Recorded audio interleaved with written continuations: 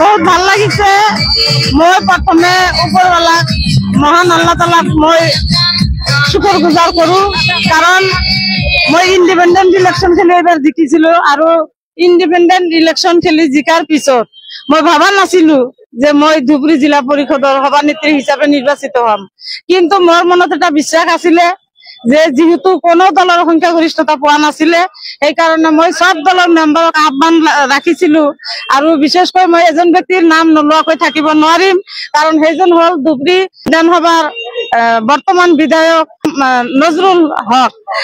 তেখেতে মোৰ মানে এটা সময়ৰ সতীৰ্থ বন্ধু, মোৰ লগত একেলগে জিলা পৰিষদ আছিলে। এইবাৰ তেখেতে মোক কিং মেকাৰ হিচাপত মোক মানে কাম কৰি দেখাই দিছে আৰু মই প্ৰতিটো দলৰ মেম্বাৰ সকলক অনুৰোধ কৰিছো, আজি কংগ্ৰেছৰ যদিও 10জন মেম্বাৰ, তাৰ পৰা মই 4টা ভোট পাইছো, ইউডিএফৰ ভোট পাইছো, এনেকে হয়তো যদিও 20জন মেম্বাৰ আছিলে, বিজেপিৰ মেম্বাৰ খিনি অনুপস্থিত, ভোট দিব যোৱা নাই।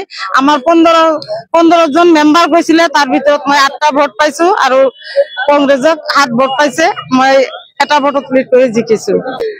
সেইটো এতিয়া ৰাইজে অহা বিধানসভাত পৰিচয় কৰি দেখাই দিব, কাৰণ মই ভাবো মই যেনেকৈ কংগ্ৰেছ কৰিছিলো কলেজ লাইফৰ পৰা আত্মা দি দিল দি সকলো ফালে আৰ্থিক মানসিক সব ফালে মই কংগ্ৰেছ কৰিছিলো, কিন্তু এইবাৰ দেখা গৈছে কংগ্ৰেছ ভালকে আমাৰ সমষ্টিত হায়েষ্ট ভোট দি জিকাই দিয়াৰ পিছত মোৰ লগত বিকৃত কৰি পঞ্চায়ত নিৰ্বাচনত টিকিট বিক্ৰী কৰি দেখাই দিছে মই 3টা জিলা পৰিষদ এৰিয়াত একেৰাহে নিৰ্দলীয় আমাৰ লগত জিকিছে।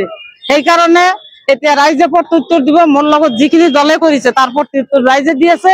আৰু আজি সিহঁতে যেনেকা শ্লোগান দি জিলা পৰিষদত সোমাইছিলে, সোমোৱাৰ পিছত নিৰ্দলীয় হিচাপে মই জয়ী হৈ ৰাইজ, সেইটো আপোনালোকে যিটো লাইনত লৈ ল'ব পাৰে।